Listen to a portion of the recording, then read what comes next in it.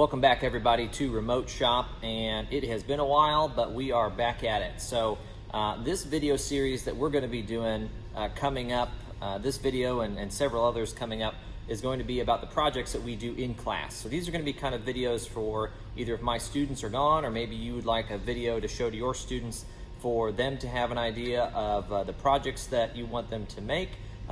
This is what this video series is going to be for. Just quick videos that are going to show kind of the overview of the projects that we're going to be doing as an instructor's resource, or could be used for students remotely or for students kind of supplemental. So the first project that we're going to be working on, our very first project that we do in my woodworking class, is going to be the shadow box. So this is what we're going to be making.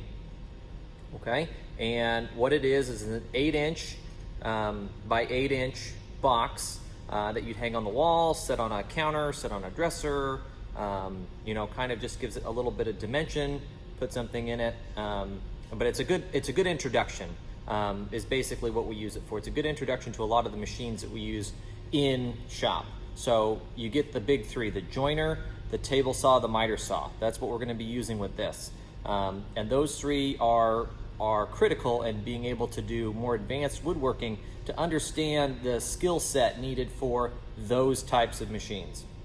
So this box that we're going to be doing also includes joinery. We're going to be creating the front and the back here with rabbet joints, so that the box is aesthetically pleasing and strong, and we're not going to use any nails or fasteners. We're just going to use the joinery and glue, and we're going to clamp it up, and that'll be the box. So a lot of different procedures and techniques that the students learn in this project, from following a plan with all of our dimensions on it, to preparing and processing the lumber, to assembly, to finishing, and then evaluation afterwards. So here comes the shadow box, and we're going to make it right now.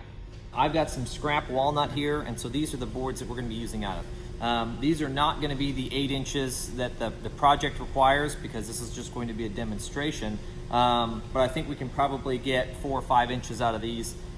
These are just walnut boards that I've got as scrap laying around here, so we're going to show how to process these like you would a longer board. The material that you're going to want is going to be, if you're going to do 8 inches, the depth doesn't matter a ton. However, note that when you are doing something like this, for it to be the shadow box, you'd probably want to stay anything larger than 4 inches, but you'd want to stay less than 10 inches for sure, because otherwise it just becomes cavernous as it becomes elongated like that. So we're going to process this lumber, and traditionally you'd be wanting 8 inches per side, right? So each side is 8 inches. That works out to be about 34 inches as you want to give a student a board that's 34 inches long. And that's because there's going to be some cuts that are going to be needed to square off the edges, square off the ends, because as we know, the factory ends from boards sometimes are not square. So squaring off the edge plus cuts plus maybe a mistake or two, 34 inches is more than enough for them to work out their issues. So here we go. We're going to process these boards first on the joiner.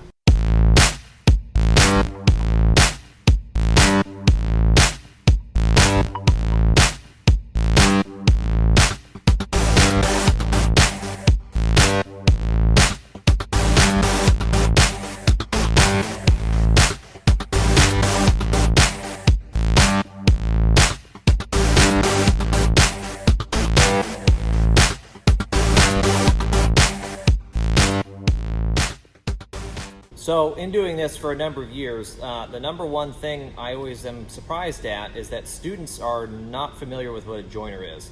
And so I always have to explain to them that professional quality woodworking starts with a joiner. And I know that's not something that everyone would obviously have at their home, because it is a quite large machine. But if you're going to do fine woodworking or quality stuff, a joiner is invaluable, because it just makes the work so much easier for you to start processing all that lumber. And so what I've done is I've jointed the edges. So that means that you are squaring this edge to a 90, is how the fence has been set, and traditionally that's what you're using it for, so that you can take this nice clean straight edge and put it over against the fence for the table saw. So that's going to be what we're going to be doing next. But we've jointed all these edges here, so they are nice and flat and square. And then we're going to be able to go rip our material to width over on the table saw.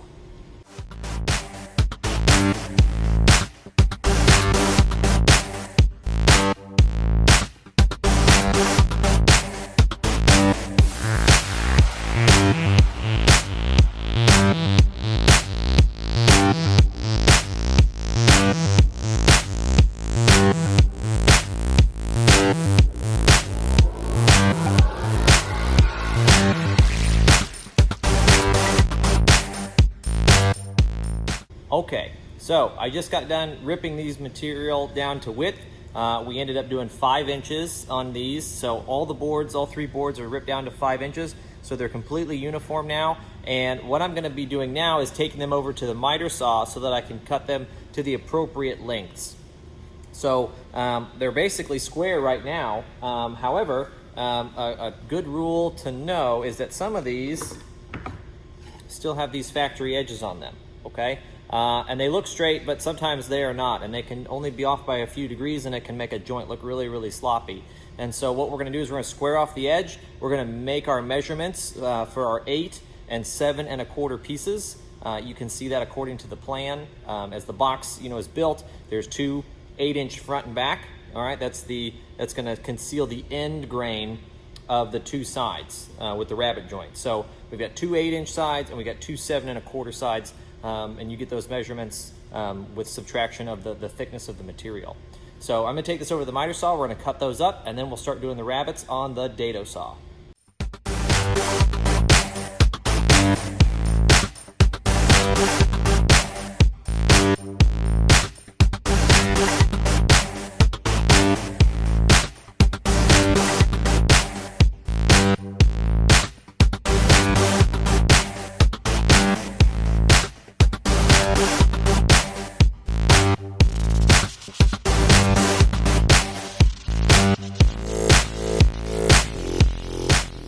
So they are completely cut. My 8-inch pieces, my 7 1/4 pieces, those are ready to go on the dado saw. One thing I always see students mess up, and if you don't know, it's kind of a big deal, is that when you are marking for your cuts on your wood or any type of material, you always need to account for the blade width. And so a lot of times, I'll see students and they'll make their mark and then they will cut right on the mark. And so then that throws their project off by several millimeters.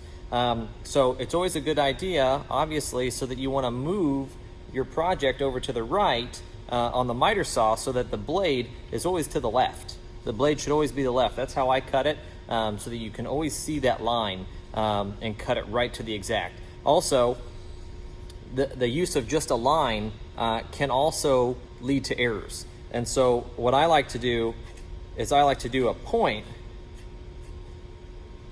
so that I know exactly right where that goes, because the line you might mark it several times just to get it going, and then you don't know if it's here, if it's over here, if it's in here, where that actual 8-inch measurement might be. But the point gets it right on the mark. So here we go. We're going to go over the dado saw and we're going to cut these rabbets up. Okay, so what we're going to do here with the dado saw, if you're not familiar with the dado saw, what the dado saw is several pieces, several blades that are linked together that give you a width that allow you to cut a dado, which can be a slot in your material. And so the slot that we want is obviously to cover the width of the board, okay, on this project. So we need it to be able to cut into 3/4 of an inch. And so from there, we don't want it to go all the way through the front of our board. We only want it to go about halfway. So I'm going to set this up to 3/8, and I'm going to set my fence to 3/4, and I'm going to use that using this square. So I'm going to set the height to 3/8.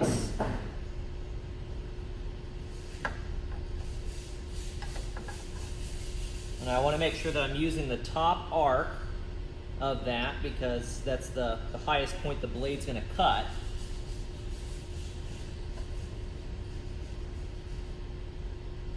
So right about there, right about 3/8. Okay, I've got my height adjusted, and so now all I need to do is adjust for my depth.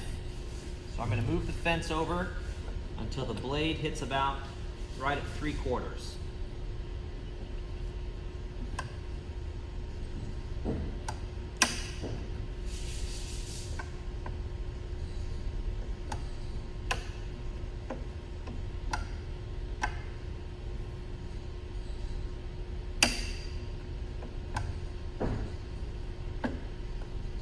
Okay, I always like to use a piece of material here to check the width so that I've got it 100% accurate, because there could be some inconsistencies in the wood.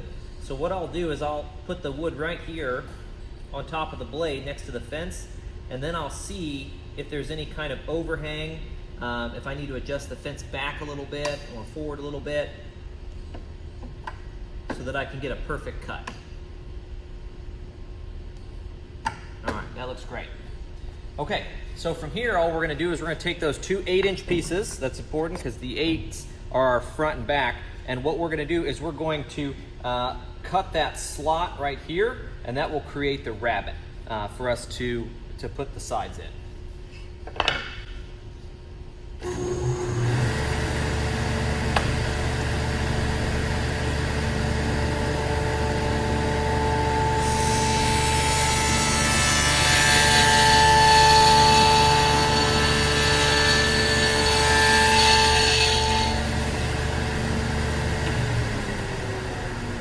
Now with this setup, it's gonna give you this little bit extra here. And so what we'll need to do is we'll need to pull that away from the fence so that you're able to cut the rest of this off, because obviously we can't have that here. We're not doing a lock joint. We're gonna be doing a rabbet joint. So this all needs to go away. So we're gonna pull it away from the fence and run it through again.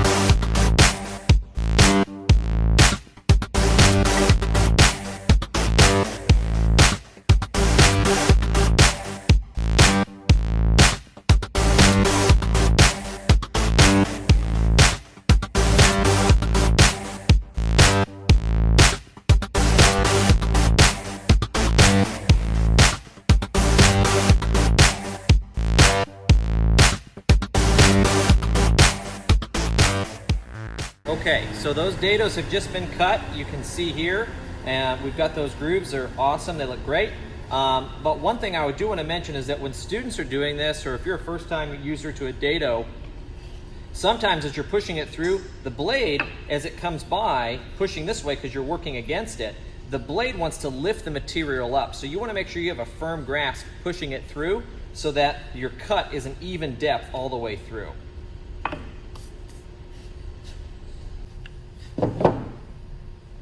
Okay, so I've got my 4 pieces here. I've got my front, my back, and I've got my 2 sides. And this is our shadow box that we have constructed here in this video. So you can see here, the joints are nice and tight. They'll be even better once they're all glued. But this is an incredibly strong joint for what we're using it for in this application. Obviously, joinery in something that's decorative isn't necessarily going to be anything that's for structure. It's going to be purely decorative. So, you know, whether you're going to display it this way or you're going to display it, you know, sitting like this, fronts, backs, it doesn't matter. The joinery just adds that little extra craftsmanship that you took the time to put some work into it to make it into a really nice piece.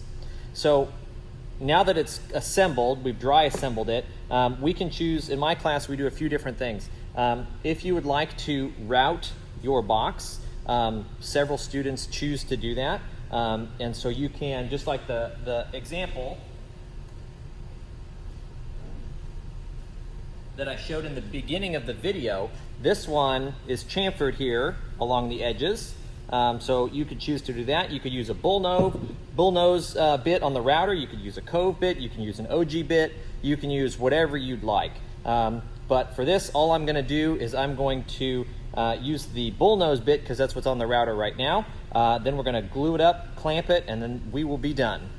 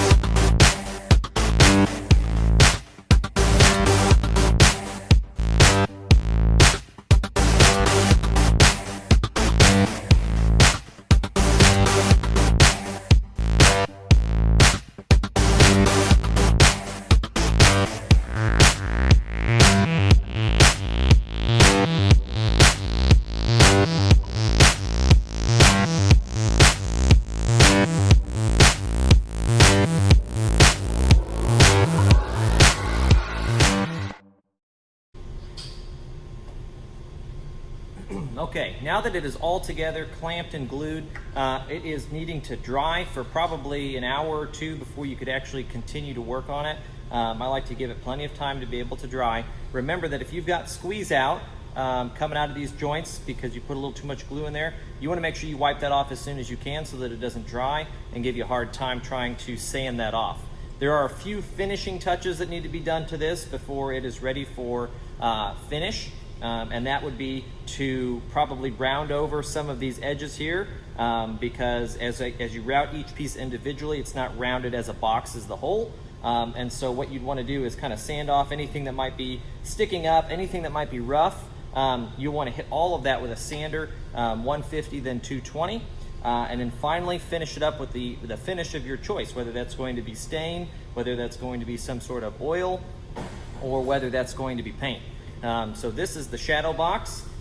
This one is the one we just completed here in this project, in this video. As you can see, they can turn out multiple different colors. There's a birch one over there, okay, walnut, okay, this one's maple that's been stained, but there's a lot of different options for this. So if you guys like this stuff, you like this content, you want to see more what's going on in the shop, things that my kids do, go ahead and like and subscribe. I've got a huge video series before this that I did a couple of months back about building a desk using the CNC machine that we've got here, and so check that out if you want to see some other things that we've done. More to come up. The next project we're going to be doing is a butcher block cutting board. Everybody loves those. They go for a ton of money if you buy them at a crafts fair or you buy them, you know, out in the world. They are unusually expensive, and they are dirt cheap to make because all you need are cutoffs and some glue and some clamps, and then somebody's got a planer. So that's coming up next on Remote Shop.